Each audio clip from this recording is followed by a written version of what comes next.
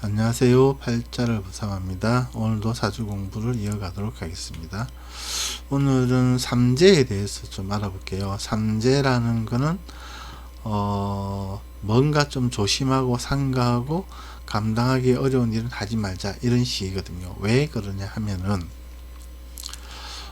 우리가 지금 봄, 여름, 가을, 겨울, 이 봄, 여름, 가을, 겨울을 문자화한 것이 갑을병정, 무기경신임계, 임묘진, 사오미, 신유술, 해자축이거든요.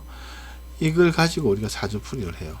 그 중에서 삼재는 우리가 겨울의 기운 수를 예를 들면은 해자축이 겨울이에요. 해자축이 겨울, 해자축이 겨울이고, 해월은 양력으로 치면 11월, 자월은 12월, 축월은 1월이에요. 겨울 맞잖아요, 그죠? 그리고 지난 기해년, 경자년, 작년, 신축년 3년이 겨울이었어요. 이때는 어느 기운이 제일 강하겠습니까? 겨울의 기운, 수기운이 제일 강하겠죠. 그죠? 그럼 우리가 띠 중에서 수운동을 하는 띠는 신자진, 원숭이지, 용띠예요. 그 다음에 목운동을 하는 거는 돼지, 토끼, 양띠. 그 다음에 화운동을 하는 거는 호랑이, 말, 개띠. 금운동을 하는 거는 뱀, 닭, 소띠예요. 그러면은 이 신자진생이 원숭이지, 용띠가 지난 2019년부터 작년까지 운이 겨울에서 올 때는 아주 왕한 시기였어요. 그러니까 활동력이 아주 강한 시기였다는 거죠. 예를 들면 우리가 나이로 치면은 한 20살에서 40살 사이 그 시기, 정말 막 앞만 보고 달려가는 그런 시기가 되겠죠. 그리고 이 반대는 어떻게 되겠습니까? 수기운이 제일 약한 시기는 여름이 되겠죠. 여름, 사오미. 그죠? 이 여름에는 수기운이 제일 약한 시기니까 뭐 우리가 노년 말년으로 봐도 되겠죠. 수기운의 경우로 보면은. 그죠? 그럼 여름으로 가기 전에 이 임묘진 봄이 이렇게 뭐 나이로 따지면 한 40에서 60살 사이, 이 정도에는 좀 너무 앞만 보고 달리기에는 좀 그렇고, 그죠? 그래서 이때는 좀 조심하고 뭐 삼가하고 남가의 시비분쟁도 좀 슬기롭게 이렇게 해결하고 그런 시기거든요. 이런 시기를 삼재라고 부른다. 왜냐하면 이런 시기는 기운이 왕할 때처럼 행동을 하면 안 된다는 거죠. 왜냐하면 앞으로 내가 노년 말년 내 기운이 완전히 약해지는 그런 시기가 오기 때문에 이런 임묘진 봄에는 뭔가 좀 단두리하고 갈무리하고 이런 시기라는 거죠. 이런 걸 삼재다, 그렇게 부르는 거예요, 얘들이. 그래서 이 삼재 시기에는 조심하고 삼가하고 감당하기 어려운 일은 하지 말자. 그리고 남과의 시비 분쟁이 있더라도 가능한 양보하고 물러서자, 이런 거예요. 왜냐하면 내 기운이 약해지는 흐름이기 때문에 남하고 시비 분쟁 해봐야 좋을 일은 없다는 거죠. 그렇게 삼재를 이해하시면 좋다. 그죠? 그러면은 신자진생들은 이 봄, 여름 전이 봄이잖아요. 그죠? 봄이 임묘진, 양력으로 2월, 3월, 4월, 이때가 삼재 시기다. 올해가 이민년, 내년이 계묘년, 그 다음 갑진년, 이 3년이 삼재가 되는 거죠. 그러면은 해묘미는 목운동을 한다 했잖아요. 목운동은 이 가을이 올 때 제일 힘이 없고 약해지잖아요. 그죠? 근데 가을이 오기 전 단계는 뭡니까? 그때는 이제 여름이겠죠. 여름은 사옴이잖아요. 그죠? 그래서 2025년, 을사년, 2026년 병오년, 2027년 정미년, 이때가 삼재에 들어간다. 이런 식으로 보면 되겠죠.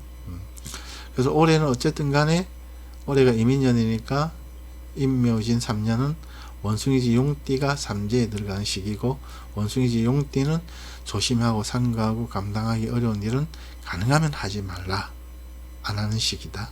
네, 그렇습니다. 자, 이분 같은 경우는 27세 병자생이니까 27세 여성분인데 저에게 2023년은 어떤 한 해가 될까요? 하던 일 그만두고 진로 변경을 위해 취준 다시 하고 있어요. 취업 준비 다시 하고 있어요. 내년에 가정사는 괜찮을까요? 남동생이 작년과 올해 도박으로 인해 모은 돈 다 잃고 대출까지 받아 부모님이 눈물 흘리시고 힘드네요. 내년에는 저도 취업을 하고 남동생 때문에 부모님 눈에서 눈물 흘릴 일 없었으면 좋겠어요. 1996년 제가 생년월일 지었어요. 자, 이 GT잖아요. 그죠? GT면은 올해 삼재에 들어가죠. GT가 삼재에 들어가고, 특히 또 이게 원숭이 지용이 호랑이 해에는 이게 역마살이라고 불러요. 역마살. 역마살이라는 거는 이제 올해는 GT에게 삼재 역마살이 드는 해이다. 아까 삼재는 제가 주도권이 없다 그랬잖아요. 그죠? 왜냐하면 내 힘이 약해지는 시기이기 때문에 이 시기에는 주도권이 없어요. 임묘진 이 시기에는. 그래서 주도권이 없는 시기로 이사, 이동, 병동, 생소한 경험 등 조금 혼란스러운 시기다. 이건 역마살이에요. 역마라는 거는 이 원숭이지 이용하고 호랑이 말개는 반대 기운이잖아요. 그죠? 그래서 호랑이가 오면은 이 원숭이지 이용을 괴롭혀요. 막 두들겨 패고 발로 차고 목 조르고 막 이러거든요. 그래서 원숭이지 용이 버틸 수 없으니까 뭐 도망을 간다, 이사를 간다, 변화를 준다. 그래서 이사, 이동, 병동, 생소한 경험 등 좀 혼란스러운 시기다. 그래요. 특히 이분 같은 경우는 사주에 쥐가 2마리가 있으니까 올해 호랑이가 쥐를 심하게 괴롭히니 조금 더 많이 힘들고 혼란스럽다. 이 태어난 연운자, 바탕, 조상 이런 거니까 이제 근본적으로 본인이 많이 혼란스럽고요. 그래서 뭐 하던 일도 그만두고 또 진로 변경을 위해서 취준을 다시 하고 있고요. 태어난 올은 부모, 형제, 사회궁이잖아요. 그래서 부모님도 눈물 흘리고 힘들고 남동생도 그렇고 그래서 굉장히 위축돼 있다. 그래서 많이 이분은 힘든 시기다. 이렇게 보는 거죠.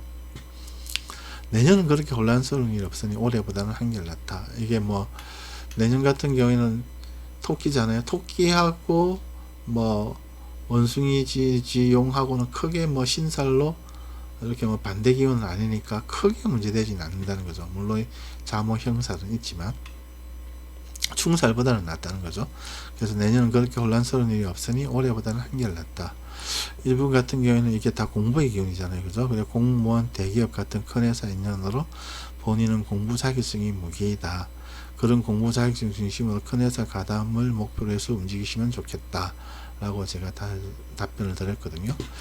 이분이 남동생이 지금 힘든 이유는 뭐냐. 일단은 대운을 한번 보세요. 대운이 15세부터 44세까지 가을이잖아요. 가을에는 이 봄의 기운이 굉장히 위축되잖아요. 그죠? 이 봄이 본이잖아요. 연월, 일시, 천간이니까. 본인이, 본인하고 똑같은 게 기운이 또 남동생이잖아요. 갑이든 어디든. 그래서 이 시기에는 대운의 반대편이 고충인데, 대운의 반대편은 본인한테 비급이라는 거죠. 그래서 남동생 관련해서 좀 힘이 든다, 고충이다. 이런 것도 대운 환경을 보고 알 수가 있습니다.